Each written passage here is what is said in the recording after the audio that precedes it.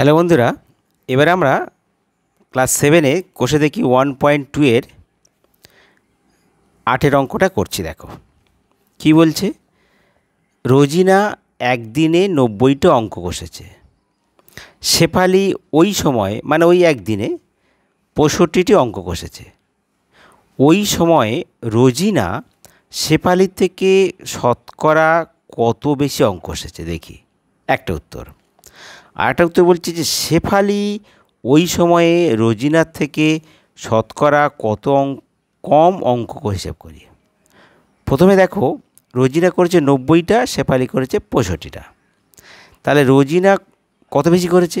তাহলে আমরা রোজিনা করেছে 90টা, তাহলে আমরা শেফালির থেকে বেশি করে তাহলে শেফালির তুলনা করব। তাহলে রোজিনা শেফালির থেকে 65 থেকে বেশি করব, বিয়োগ করে যেটা হবে 1-এর মধ্যে কত আর 100-এর মধ্যে কত।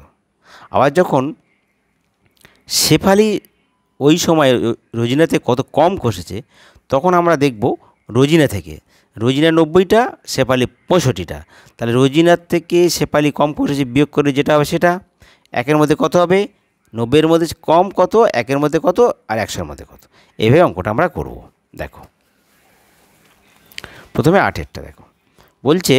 তাহলে প্রথমে রোজিনা করে কত? রোজিনা কষে কটা? 90টি। আর কি যেন শেফালি কষে মানে অঙ্ক কষে আর কি কত? 65টি। আচ্ছা, প্রথমে আমার বের করতে বলেছে রোজিনা শেফালিতে কত বেশি করেছে। তাহলে রোজিনা শেফালি অপেক্ষা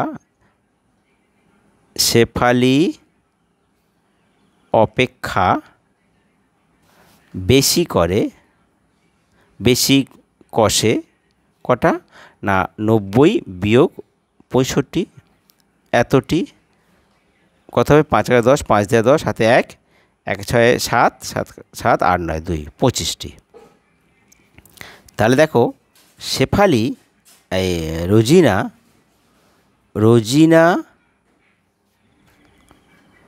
তাহলে বেশি যখন করেছে এর থেকে তুলনা হবে, তাহলে 65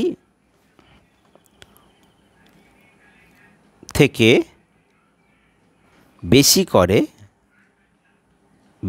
কষে 25টি। রোজিনা একটি থেকে বেশি করে কত? 25-এর 65টি। আর রোজিনা 100-র মধ্যে বা 65-র মধ্যে করো, 65-এর মধ্যে করো। 100-র মধ্যে বেশি করে কত করবে? তাহলে 25 গুণিতক 100 নিচে 65টি। 5 দিয়ে কাটো, 5 5 25 আর 5 13 65। তাহলে 100 আর 5 গুণ করো, 500 হবে। আর নিচে 13টি। এর 500-কে 13 ভাগ করো, 3 13 39, 4 13 মান বেশি হয়ে যাচ্ছে, 9 করে 10, 1 1 দিনে 4 5 1 110। 8 খাও, 3 আসছে 24, আর 8 1 8 আর 9 10। তাহলে কত? 6। তাহলে 38 পূর্ণ 6-এর 13 সমান 38 পূর্ণ 6-এর 13টি। অতএব তাহলে আমার কি হচ্ছে যে রোজিনা, তাহলে এটা রোজিনা বেশি করে কত না? 38 পূর্ণ 6-এর 13%। এবার আমরা বলবো শেফালি। এবার বলেছে যে শেফালি ওই রোজিনার থেকে কত কম করেছে। তাহলে দেখো এখানে দেখো শেফালি কম করেছে কত? 65, 90-এর থেকে। তাহলে আমরা এখান থেকে বের করব। তাহলে এখান থেকে তাহলে শেফালি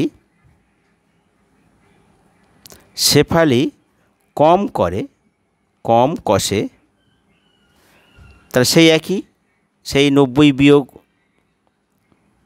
65টি 25টি। তাহলে শেফালি 90 এর মধ্যে কম করে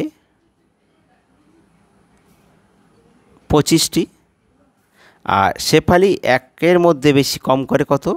25-এর 90টি, আর শেফালি 100 এর মধ্যে কম করে কত? 25 গুণিতক 100 নিচে 90। তো 5 দিয়ে কাটো, 5 5 25 আর 5 18 90। তো এখানে 9 দুগুণে 18 আর 50 দুগুণে 100 সমান সমান 5 5 25 250 আর নিচে 2 এত টি। তো এবার 250কে 2 ভাগ করো, 2 1-এ 2, 5 নামলো, 2 দুগুণে 4, 5 1 আর 250 আর 1000। দেখো এখানে কাটাকাটি একটু গন্ডগোল হয়েছে। দেখো এখানে 2 দিয়ে 50 দুগুণে 100, এটা 9 দুগুণে 18, 9, এটা হচ্ছে 9। এটা যদি 9 হয় তাহলে কত আসবে? 5 5 25 250/9 চলে আসবে।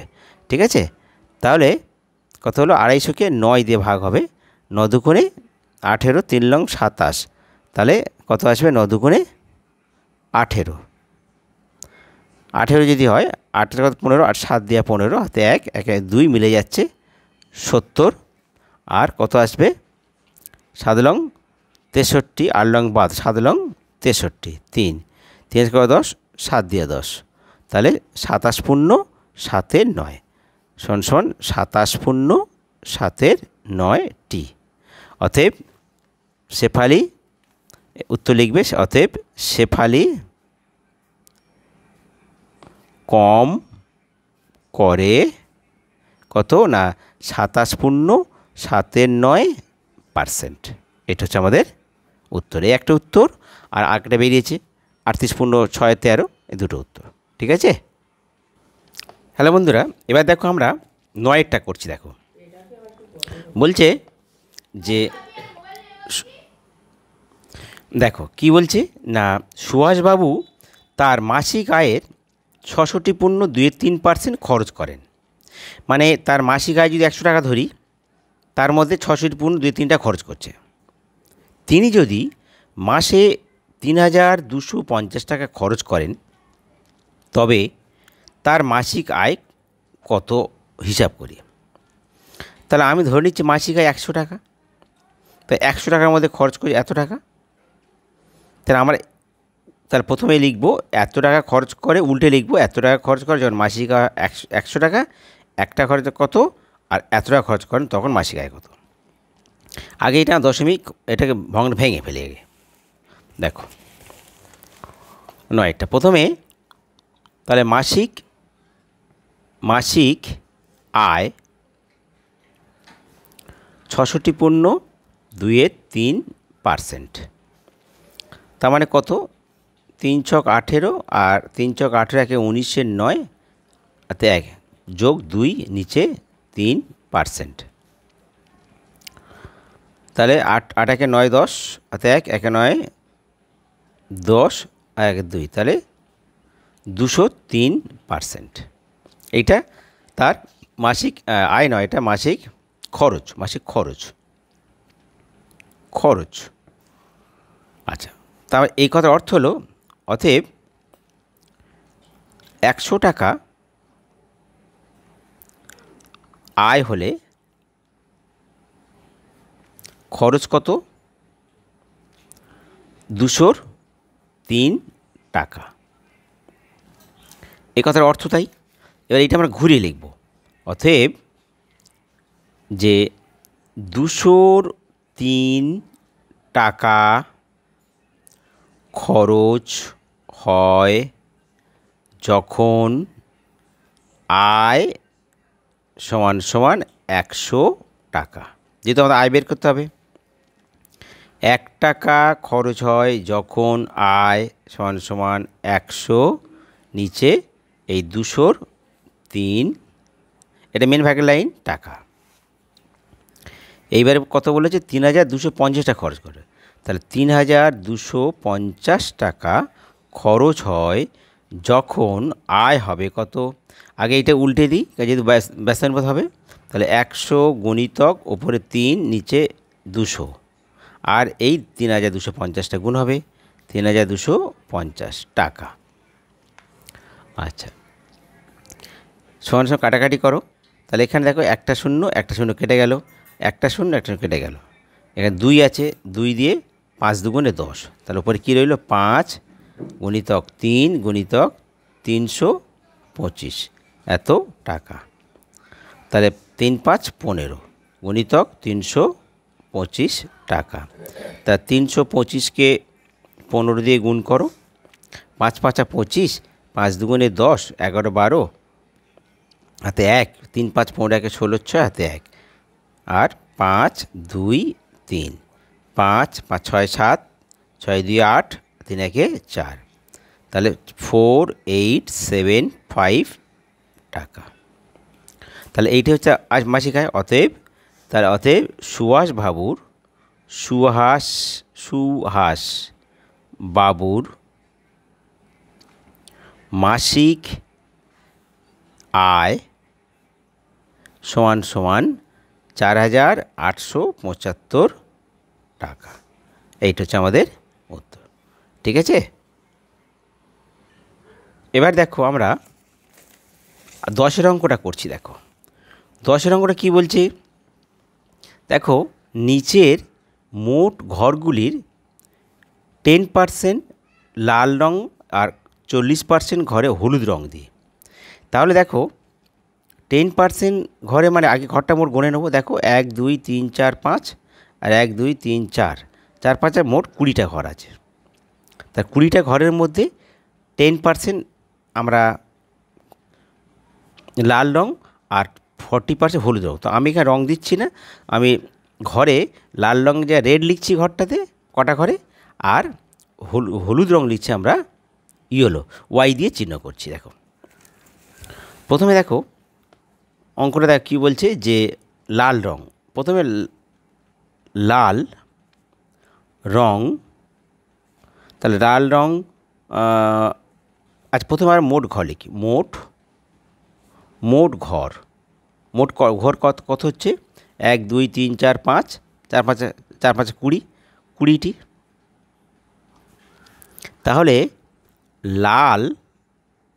লাল রং করে কটা ঘরে, তাহলে লাল রং করে কত হচ্ছে 20 আর তার 10% এতটি, তার মানে কটা হলো, তাহলে 20 গুণিতক 10-এর পার্সেন্ট উঠে যাচ্ছে, ভাগ হবে এতটি, 20 দিয়ে ভাগ, এই 0 0 কেটে 0 0 0 0, তাহলে মোট কটা হলো 2টি। তাহলে দুটোতে আমরা পাচ্ছি লাল, অর্থাৎ তাহলে লাল যদি যে কোনো দুটো দিয়ে দাও, একটা রেড দিলাম, এটাও রেড দিলাম। এবার দেখো হলুদ রং, তাহলে হলুদ রং করে, তো মোট তো 20টা ঘর, তা একেবারে 20-র কত পার্সেন্ট বলেছে না 40%, 20-র 40% এত টি। তাহলে দেখো এখানে 20 40 যদি হয়, তাহলে 20 গুণিতক পার্সেন্ট তুলে দাও 40-এর 100 এত টি, তাহলে 0 0 100 কেটে গেল, ধারে একটা 0 100 কেটে গেল, 4 দুগুণে 8, 8টে। তাহলে হলুদ রং করছে কটা না 8টে। তাহলে আমরা ইয়েলো দিয়ে দিচ্ছি, তাহলে 1টা 2টো 3টে 4টে 5টা 6টা 7টা 8টা, তাহলে 1 2 3 4 5 6 7 8, দেখো আমরা 8টা এইভাবে অঙ্কটা আমরা করতে পারি। ঠিক আছে, তোমাদের যদি অঙ্ক ভালো লাগে তাহলে তোমরা সাবস্ক্রাইব করো। ঠিক আছে।